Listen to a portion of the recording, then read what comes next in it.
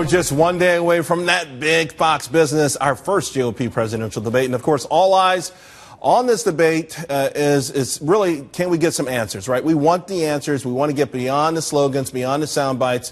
While we don't expect our moderators to go to war with the candidates, how will this be different from other debates? That's the big question. Back with me now in Milwaukee is Ling and former Senator Scott Brown, also Gina Loudon and Chris Hahn. And I also want to let the audience know it's been announced that, at least on Politico, that Katrina Pearson is now Donald Trump's senior national spokesperson. So congratulations to Katrina.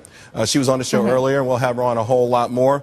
But let me go out to you guys out in Milwaukee, because I got to imagine that the energy out there is electric, Ling.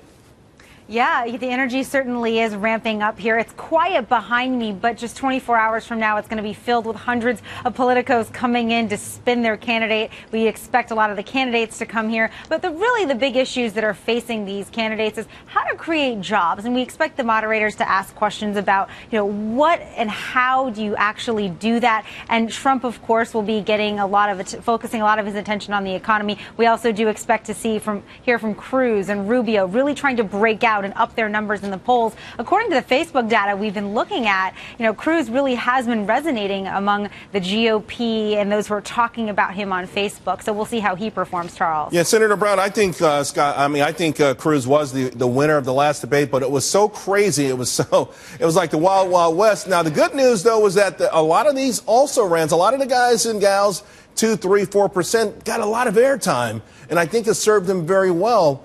What do you think is going to happen this time around? Because we want to hear from all the candidates, but especially, I think, from the front runners.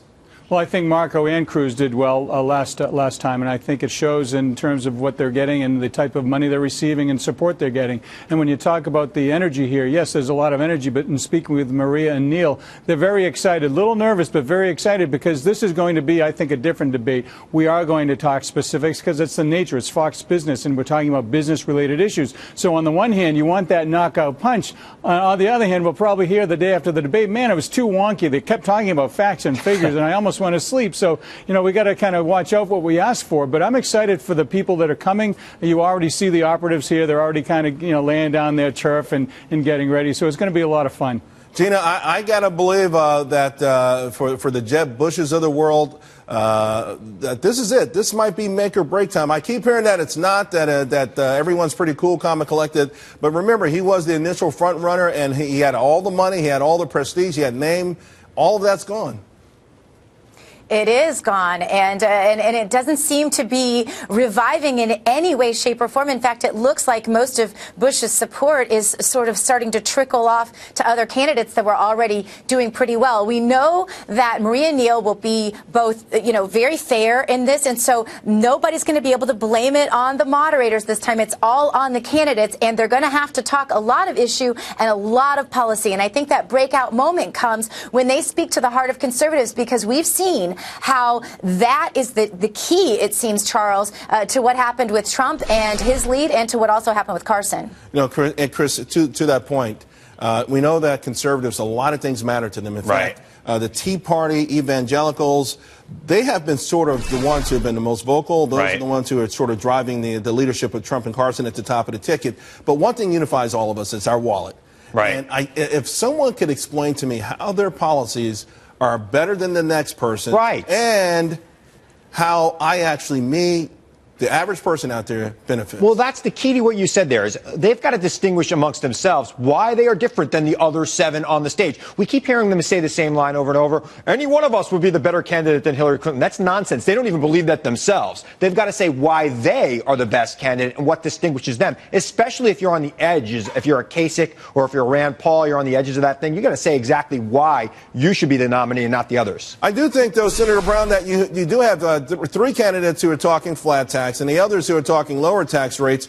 But I do find it tough to nuance the difference between a 25% tax rate and a 20% tax rate, and why one is better than the other and why one wouldn't be. That is kind of difficult to get around. Well, Charles, listen, I know you understand this stuff because it's what you do, but the average voter sitting at home, they're probably falling asleep. That being said, and you've said it quite a few times, the conservatives this, the conservatives that. Listen, I'm a national security hawk. I've never voted for a tax increase, but we're not all conservatives. We're Republicans, so the question is, what are we going to do as Republicans to move forward? And I disagree. I think anybody on that stage would make a better president than Hillary and Bernie Sanders, an avowed socialist. So is there going to be a breakout moment? I'm not sure. The breakout moment for me would to have answers so we understand more than just slogans. I want specifics. I want to know how my kids can actually pay for school and not get out of school with another $150,000 worth of debt. I want to know how much money we're going to have at the end of the year. What's the tax policy 3 to 6 to 9 years out?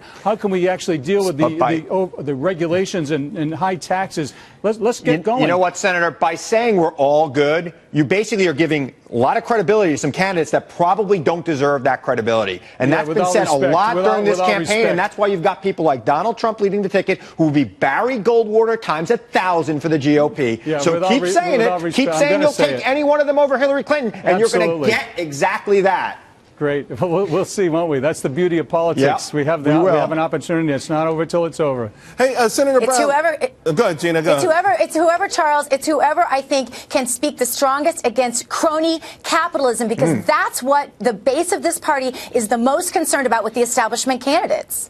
So, Ling, I want to go back to you because we keep hearing that there could be a breakout moment.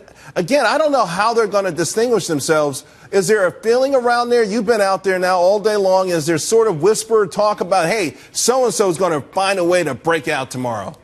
Well, among the operatives I've spoken to today, the issue really is all around what will happen to Jeb Bush. Will he be able to ramp up and actually reestablish and reassert himself on the debate stage?